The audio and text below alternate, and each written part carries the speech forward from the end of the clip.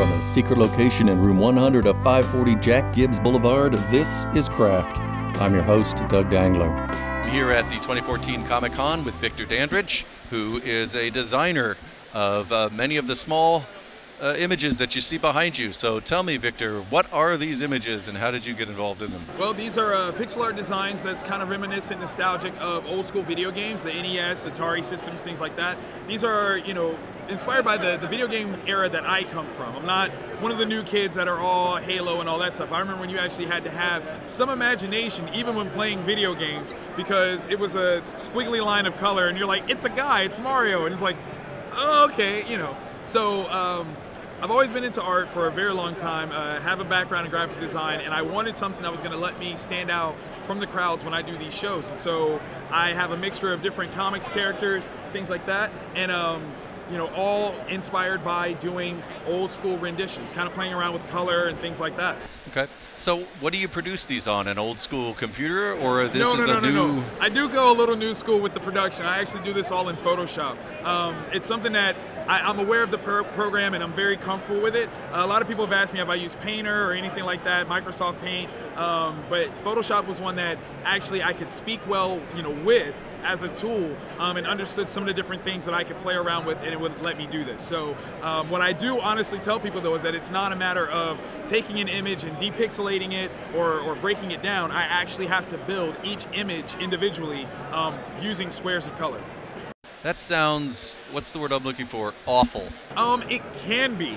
Believe me, I've had other people like, oh, this is easy, I'll do it. And they sit down and they try, and a month later, like, I hate myself. Why do I even do this? And I'm like, well, for me, it's cathartic. Like, I love to just kind of zone out and do it. It helps as a stress reliever for me. So it's one that, yes, it is tedious at the very least, but it's tedious for me on purpose. Okay. So now you've got larger blow-ups here of people from Breaking Bad and Wonder Woman and things like that. What makes you decide which angle you're going to go on?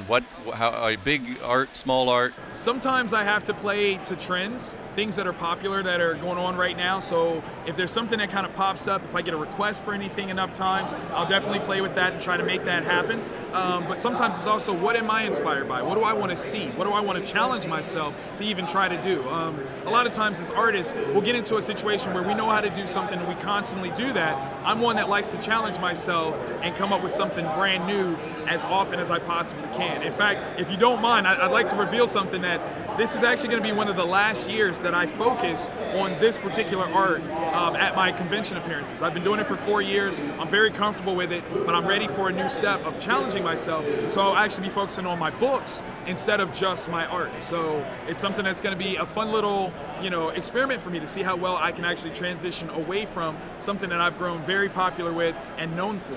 Okay, and by books, these are the art that you're doing for the books, or actually, are you actually I am writing? A publisher and writer through my own imprint, Vantage In-House Productions, and it's one of those things where, ironically, the art stuff that I've done has outshadowed the books, which is what my main focus was supposed to be. But being a businessman, sometimes you have to pay attention to the fact that what's working is working, and you gotta give it some love. But yeah, books are my passion. I love telling stories. I'm a talker, obviously, and it's something that I've wanted to develop even more into a sustainable franchise for myself and all the different venues that I could possibly look into. So that's my thing. I want to focus on books. Okay. Yes. Well, we'll look forward to seeing more about your books, and I'll have links to your website and things on the crafttheshow.com website.